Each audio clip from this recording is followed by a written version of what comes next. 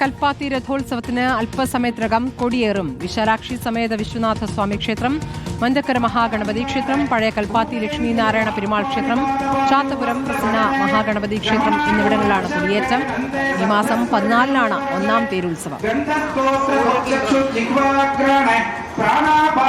ഇക്ബാലർക്കൽ സ്ഥലത്തുണ്ട്.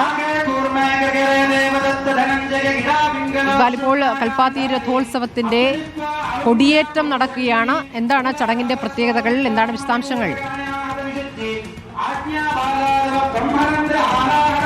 സ്മൃതി, ഇപ്പോൾ ദൃശ്യങ്ങൾ കാണുന്നത് ചരിത്ര പ്രസിദ്ധമായിട്ടുള്ള കൽപ്പാത്തി രഥോത്സവത്തിന് കൊടിയേറുന്നതിന് മുമ്പുള്ള പ്രാർത്ഥനാ ചടങ്ങുകളാണ്. ഞാനിപ്പോൾ ഉള്ളത് ഈ വിശാലാക്ഷി സമേത വിശ്വനാഥി സ്വാമി ക്ഷേത്രത്തിന്റെ മുമ്പിലാണ്. ഇവിടെ അല്പസമയത്തിനകം തന്നെ കൊടിയേറ്റ് നടക്കും.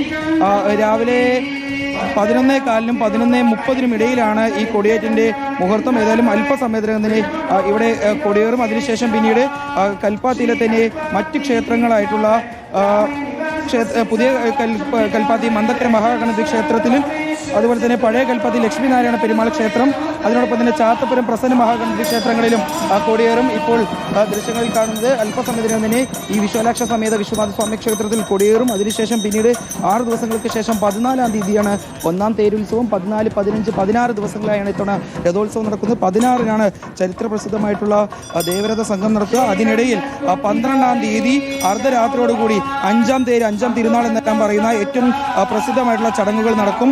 നമുക്കറിയുന്ന പോലെ തന്നെ കൽപ്പാത്തി രഥോത്സവം എന്ന് പറയുന്നത് ഒട്ടനവധി ആളുകൾ പങ്കെടുക്കുന്ന ഒരു പ്രധാനപ്പെട്ട ഒരു ചടങ്ങ് തന്നെയാണ് കേരളത്തിൽ. ആ ചടങ്ങ് അതിന്റെ കൊടിയേറ്റ് കാണാൻ വേണ്ടി ഇപ്പോൾ തന്നെ ആയിരക്കണക്കിന് ആളുകളാണ് കൽപ്പാത്തിയിലേക്ക് എത്തിയിരിക്കുന്നത്. ഏതായാലും കൊടിയേറുന്നതോടുകൂടി കൽപ്പാത്തി രഥോത്സവത്തിന് ഔദ്യോഗികമായി തുടക്കമാവും. പിന്നീട് 14-ാം തീയതി തേരുത്സവം തുടങ്ങും. ദേവി അതുപോലെ തന്നെ ദേവന്മാർ ഇവിടെയുള്ള പല്ലക്കിൽ രഥത്തിൽ കയറി പിന്നീട് കൽപ്പാത്തിയുടെ ഈ തെരുവോരങ്ങളിലൂടെ നടന്നു നീങ്ങി ഇവിടെയുള്ള ഓരോ ആളുകൾക്കും ഐശ്വര്യം നൽകുമെന്നുള്ളതാണ് വിശ്വാസം. കൽപ്പാത്തി രഥോത്സവത്തിന്റെ കൊടിയേറ്റ ചടങ്ങുകളാണ് ഇപ്പോൾ പുരോഗമിക്കുന്നത്. തത്സമയ ദൃശ്യങ്ങളാണ് പ്രേക്ഷകർ കണ്ടത്.